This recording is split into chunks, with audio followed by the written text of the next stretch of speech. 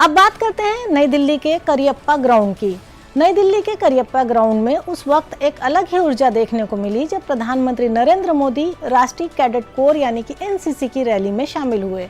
मंच से उन्होंने एनसीसी कैडेट्स को संबोधित करते हुए साफ कहा कि एनसीसी केवल एक संगठन नहीं बल्कि राष्ट्र निर्माण की एक सशक्त पाठशाला है।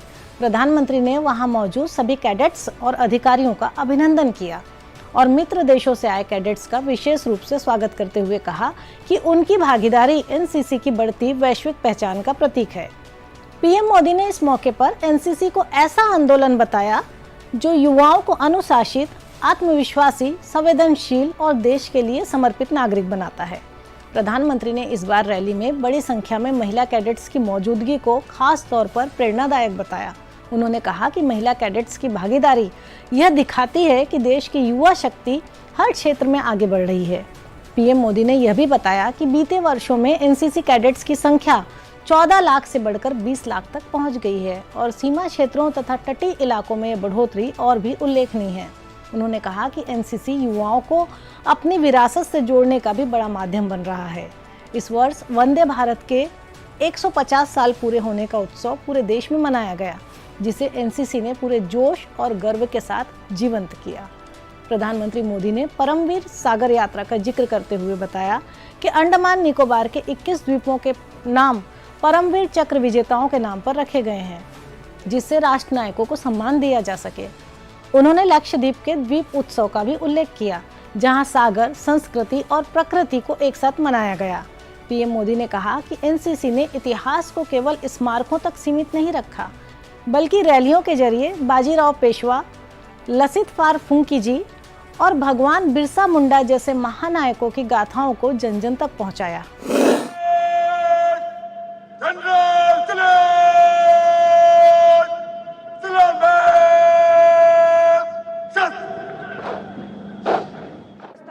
नई दिल्ली के करियप्पा परेड ग्राउंड में सलामी गारद का निरीक्षण और एनसीसी कैडेट्स का परेड प्रदर्शन राष्ट्र प्रथम कर्तव्यनिष्ठ युवा की थीम वाले इस साल की एनसीसी रैली के आयोजन को भव्य बना गया। इस मौके पर प्रधानमंत्री नरेंद्र मोदी ने कहा कि एनसीसी एक ऐसा आंदोलन है जो भारत के युवाओं को आत्मविश्वासी, अनुशासित और राष्ट्र के प्रति समर्पित संवेदनशील नागरिक बनाता है।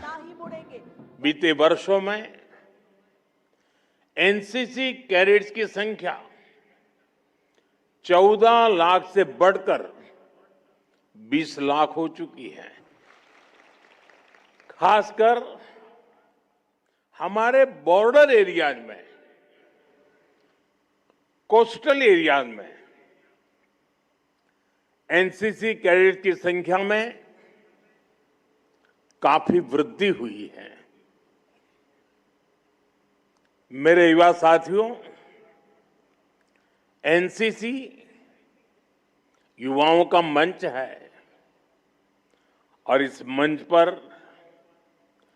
अपनी विरासत को भी गौरव के साथ जिया जाता है।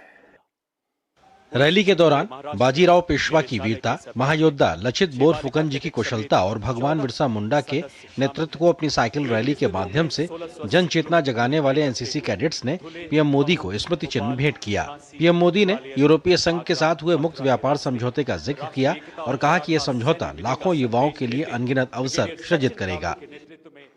अब यूरोपियन यूनियन के साथ जिस एग्रीमेंट पर सहमति बनी है, दुनिया इसकी मदर ऑफ ऑल डील्स के रूप में प्रशंसा कर रही है। इसको दुनिया के लिए एक गेम चेंजर डील बताया जा रहा है।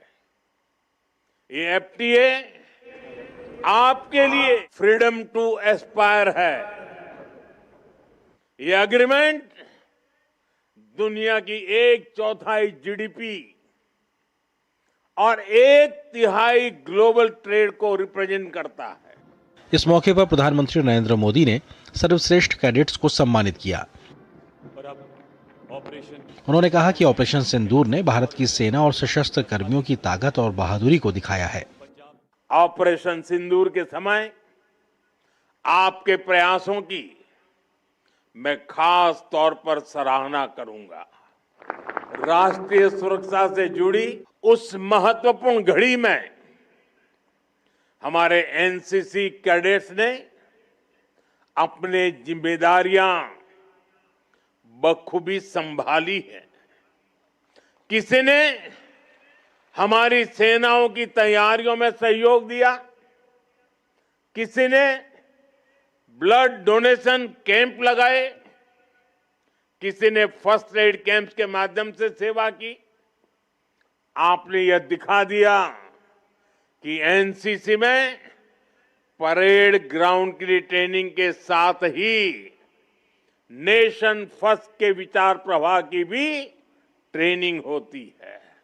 Using their chants, using their enthralls, using to inspire. NCC rally एक महीने तक चलने वाले एनसीसी गणतंत्र दिवस कैंप का भव्य समापन है। इसमें देश भर से 898 महिला कैडेट सहित 2406 एनसीसी कैडेट्स ने हिस्सा लिया। रैली में 21 अन्य देशों के कुल 207 युवा और अधिकारियों ने हिस्सा लिया। इस मौके पर एनसीसी कैडेट्स, राष्ट्रीय रंगशाला और राष्ट्रीय सेवा योजना के सदस्यों ने एक शानदार सांस्कृतिक कार्यक्रम पेश किया, जिसमें राष्ट्र निर्माण, समाज सेवा और चरित्र विकास में उनकी भूमिका को दिखाया गया। अंत में प्रधानमंत्री ने युवाओं से कहा कि यही समय है, सही समय है। आज का दौर अवसरों से भरा है।